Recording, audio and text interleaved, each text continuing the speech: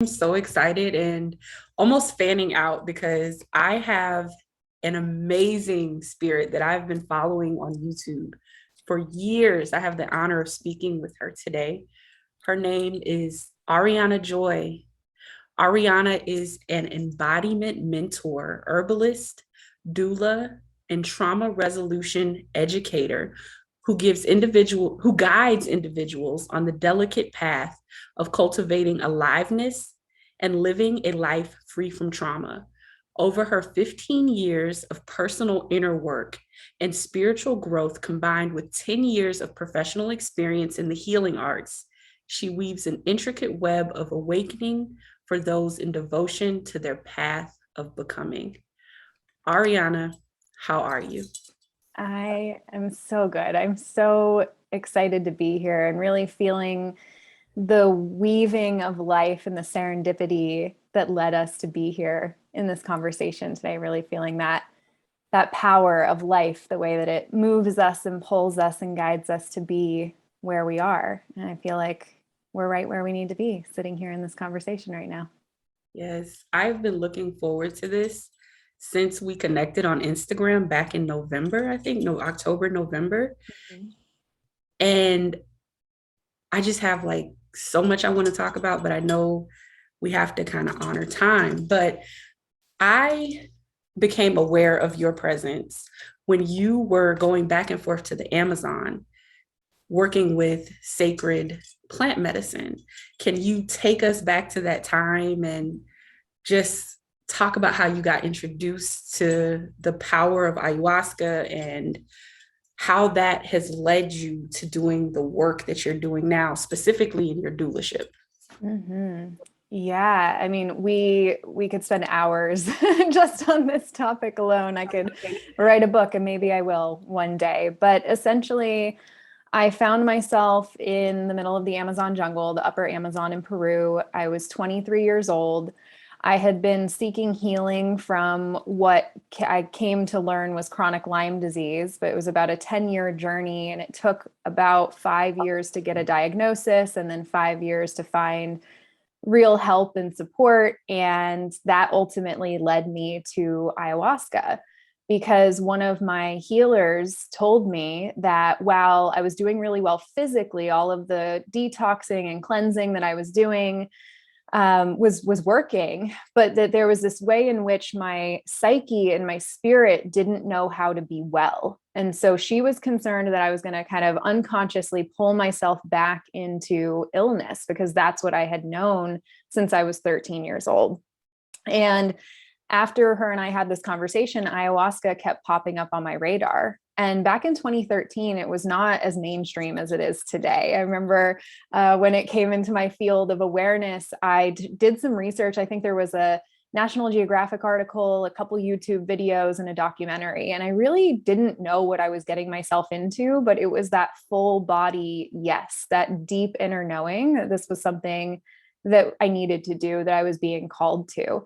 So I ended up at that time living in the Amazon jungle for 6 months, studying and immersing myself in apprenticing with the Shipibo people of the upper Amazon. And from there, I spent about 3.5, maybe 4 years weaving in and out of ayahuasca communities in the US. I went back to the jungle when I was 25. This is 2015, to study even more, spent another 4 months there. And in terms of your question, how does it inform my work now? I mean, it laid the foundation for everything. Everything that I do is deeply influenced by what I experienced in the jungle. Yes, with ayahuasca, but I always say that the jungle has a consciousness in and of itself. And ayahuasca is a beautiful, beautiful teacher, but there was something about being in the womb of creation, right? The Amazon is just teeming with life. There is presence and energy and movement in everywhere you look, everywhere you sense and feel.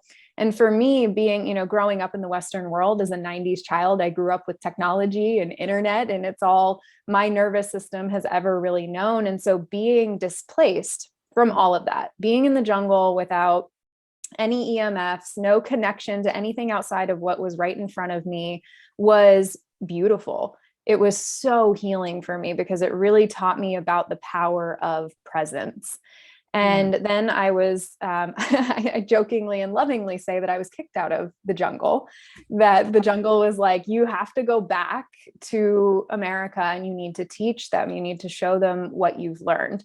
And so that's what I've been doing for the last 8 years or so, is just taking what I experienced in the jungle that I didn't have full context for, and I didn't have exactly a pathway of understanding of how to guide people to the places that I went, things that I experienced, to help people see what I saw. But that's what I've been doing for the last 8 years, is just following the pull that led me to the jungle to begin with, that same golden thread of aliveness, following it forward, learning, studying, immersing myself in different experiences, receiving teachings from different masters and elders and wisdom keepers, and trying to kind of piece together this sense that I touched into in the jungle, which is that the beauty and the preciousness of what it is to be alive.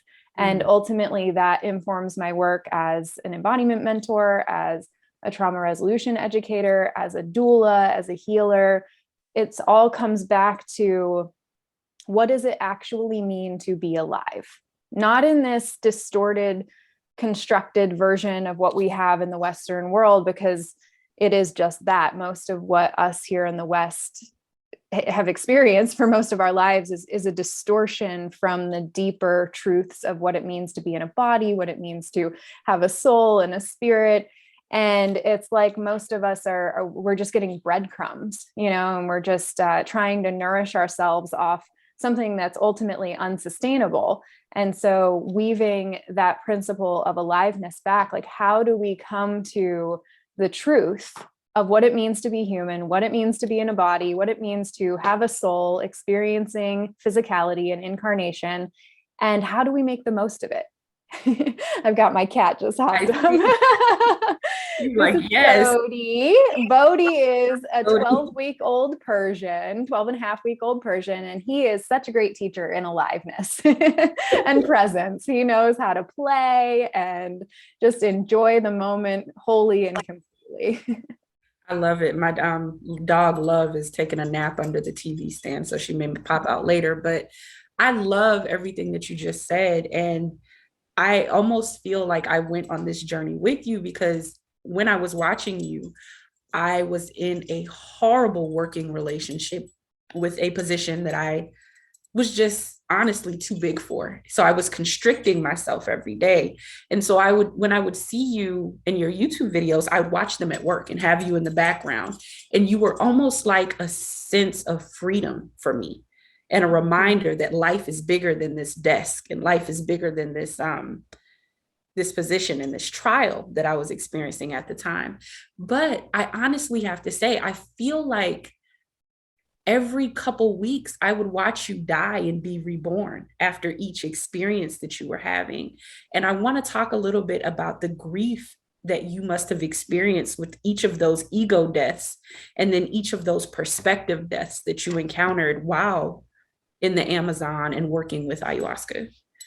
Yeah. Well, thank you for sharing your experience of being witness to my journey. I'm really touched, and I always am humbled and just dropped into this place of deep appreciation for, again, the journey. To know that as I'm going through my own experience of these micro deaths and some more macro, personality ego deaths, that in some way it was supporting someone else, is just that was my hope for the YouTube videos.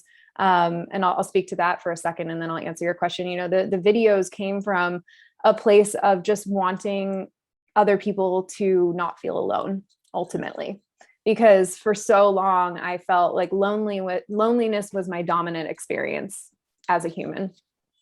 Up until my mid-20s, I never felt like I belonged here on planet Earth. Everything felt confusing.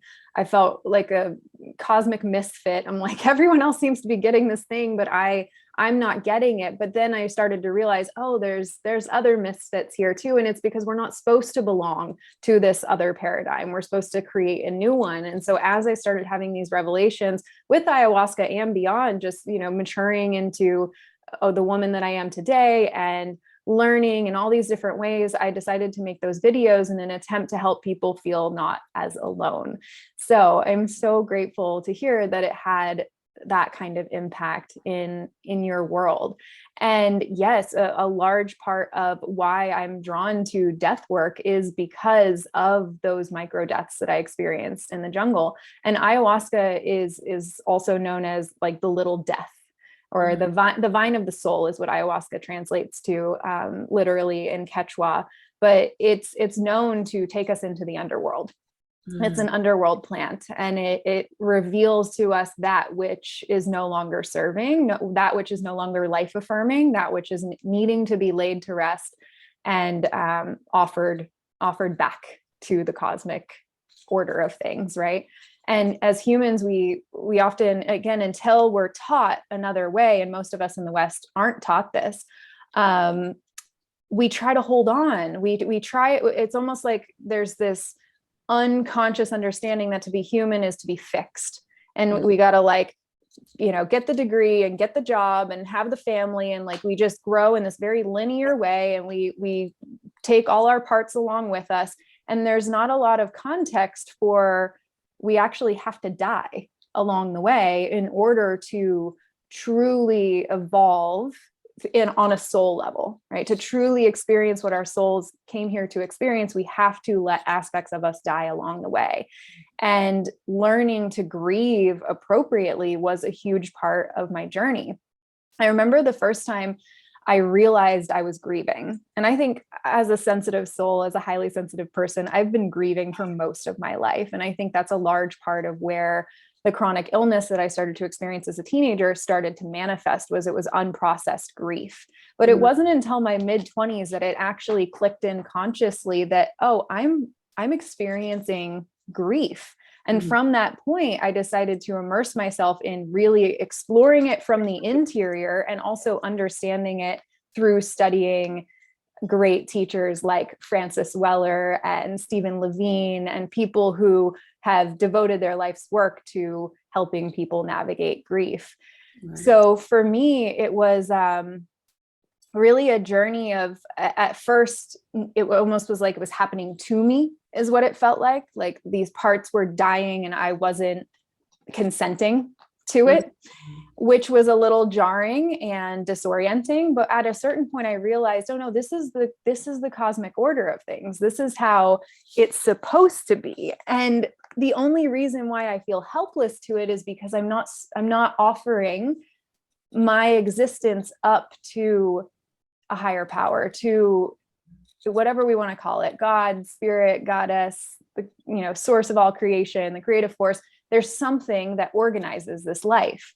And I was in dissonance with it. I was resisting it. And so that's why I was experiencing so much turmoil around the deaths. But once I realized that life is cyclical, life is meant to go through these processes of death and rebirth. And we can see it in nature. We can see it everywhere. But humans seem to think that, and again, I think it's unconscious. Most of us just inherited it. It's not like we come up with these ideas ourselves, but we're just not taught that we are a part of nature, and that we too are cyclical beings. And that when we live in right relationship with that cyclical nature, things actually flow in a much more harmonious and beautiful way. And that dissonance eventually becomes resonance once we surrender to the path as it wants to unfold, versus telling life what we think it should be. So those micro deaths were really an initiation for me into what it truly means to be human, like I was speaking to at the beginning. Wow. That is a lot. That's a lot. But when you think about it, it's really so simple, because it's all in front of us all the time. Like I'm looking out of the window as you were talking about nature, and everything's naked and still. And it's like, well, why are we still going at full throttle? Why aren't we being still? Why aren't we just honoring the cycle? So I want to switch gears a little bit and talk about embodiment. And you're going through these miniature deaths and sometimes macro deaths, as you said. But how do you come back into your body and exist with all of this knowledge and all of this information coming back to the States where, like you said, we're in complete disharmony with nature and with spirit and with flow? Well, last week was 8 years since I left the jungle for the first time from that first trip. And I've really been reflecting. 8 is such a powerful spiritual number. And I've just been reflecting on, again, the cycles, the cycles of life and nature and reality, and kind of exploring that question for myself. And I don't have an entirely concrete, coherent answer, other than what I kept being shown in the jungle was you don't have to know the whole plan. This is what ayahuasca was saying to me, revealing to me in so many different ways. You don't have to know. You just have to be. And by being present, the next right step will reveal itself. And so that's what these 8 years have been about, is just, and it really was that way for me for a few years, even before I drank ayahuasca. I was really in devotion to letting spirit lead. Some deep part of me knew that whatever the collective was doing was not, it was a distortion, and that I needed to follow something else. And there was no concrete path. There was no philosophy or, religion. And I dabbled in all kinds of things to try to find that golden thread. But ultimately, the golden thread only reveals itself through presence.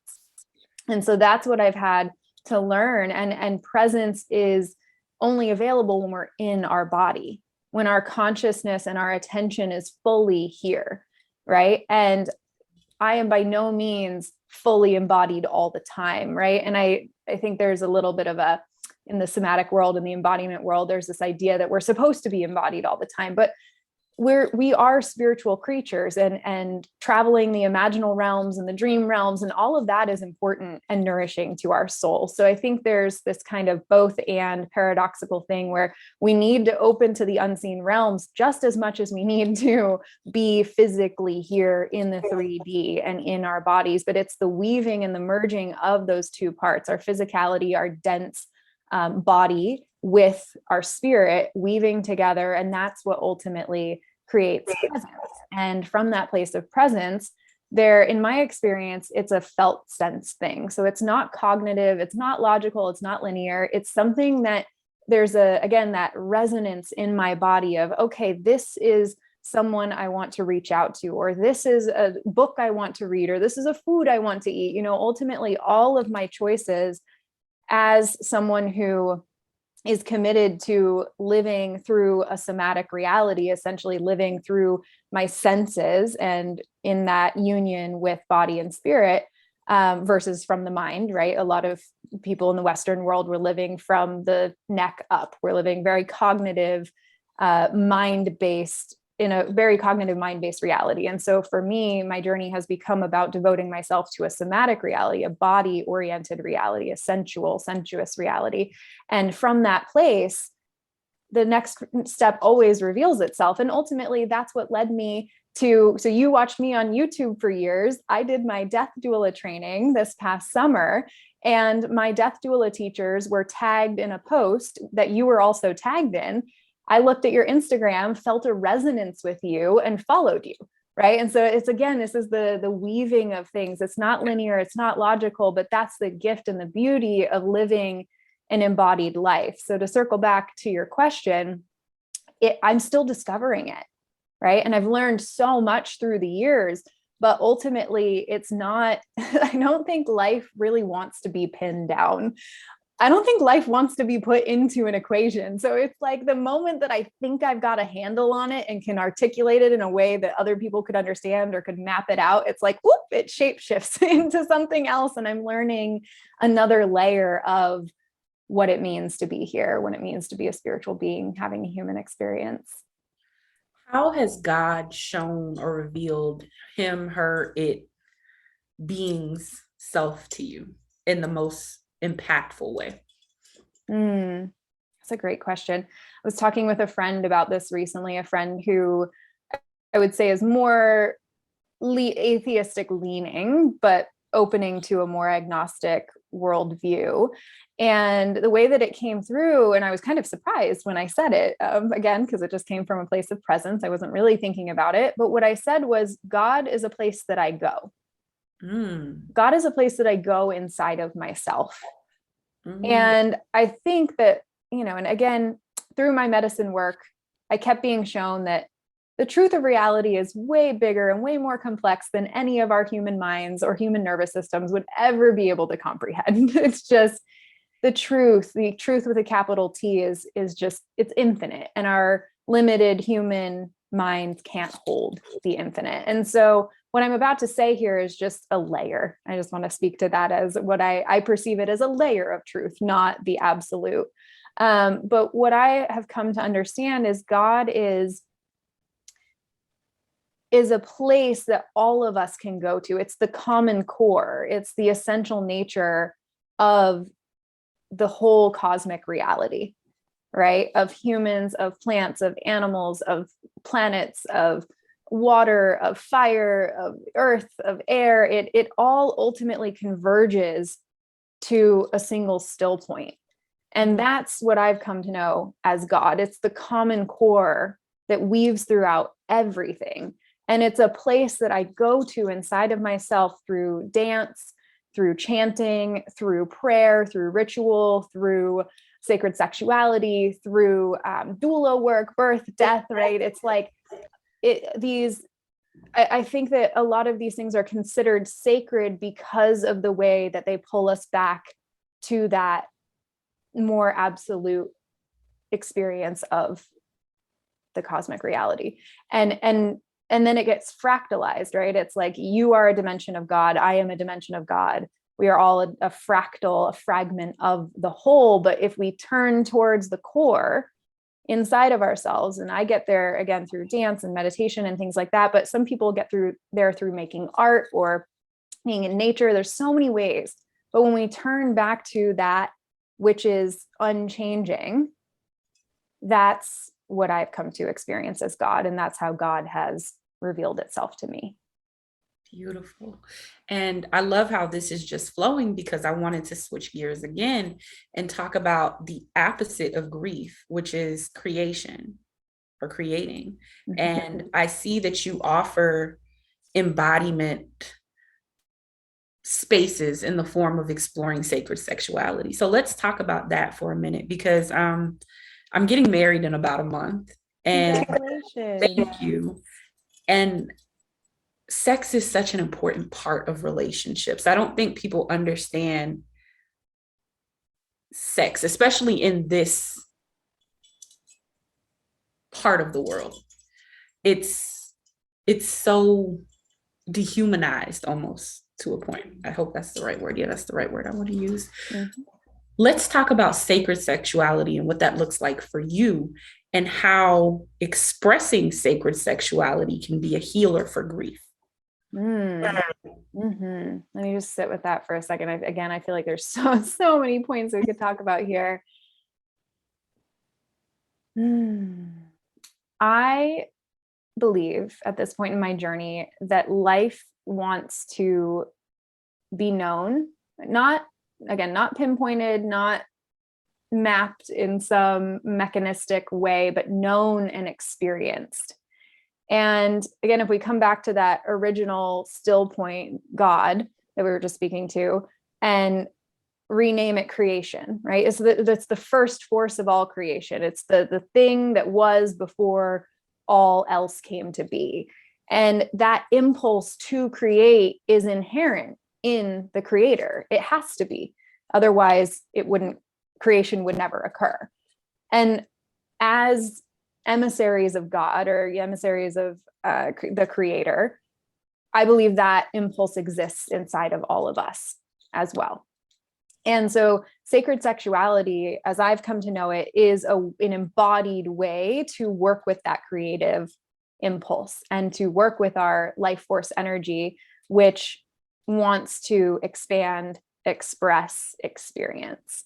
So I'm kind of anthropomorphizing energy, but I do think there is a way in which, again, how we be is reflective of consciousness itself, as above, so below. So sacred sexuality is this way of getting to know how to move in our own bodies. And I don't mean physically move, although that obviously is a part of sex, but I mean, like, how do we how do we move towards, how do we move away from, how do we open, when do we close? There's a rhythm, there's a pulse to life, right? And to creation. And so sex and sacred sexuality gives us an opportunity to experience that in our bodies as sacred creators. And then that translates into our world as entrepreneurs, as people just moving through the world, as the world is navigating some crazy, crazy chaos right now, right? We're all being asked to kind of turn in and say, like, well, what do we want to do from here?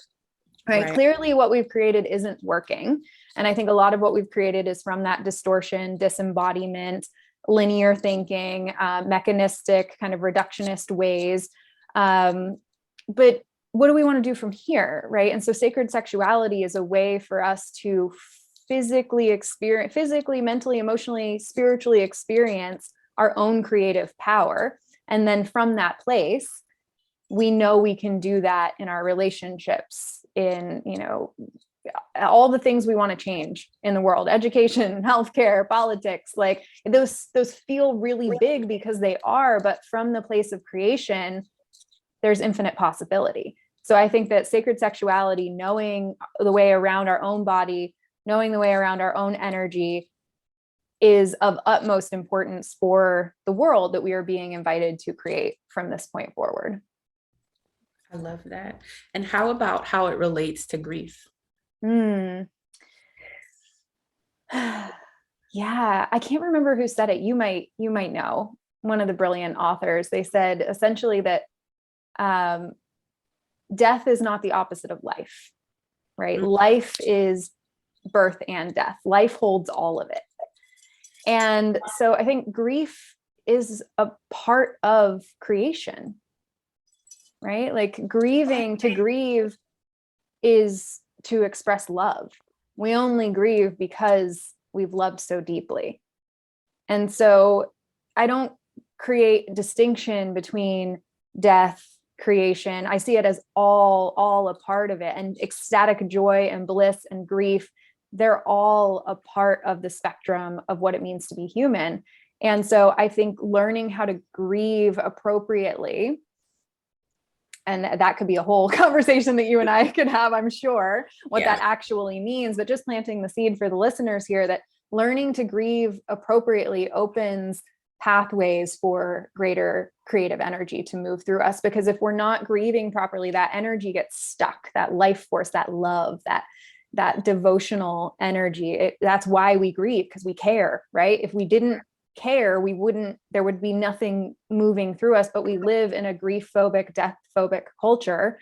And so we don't learn how to move that energy through our system. It gets stuck. It starts to manifest as physical illness. It starts to manifest as mental illness, low energy, lack of motivation, right? But once we move that through our system, we have greater access to our own vital energy, our own life force, which is creation in action.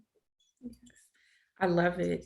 So before I let you go, what's next? Like, how do you are you being led in a certain direction? Are you ever going to go back to the jungle? What's next? Where are you being pulled? Because I know it has to be a feeling for you. Yeah, honestly, I'm being pulled into deeper presence, which means letting go of needing to know.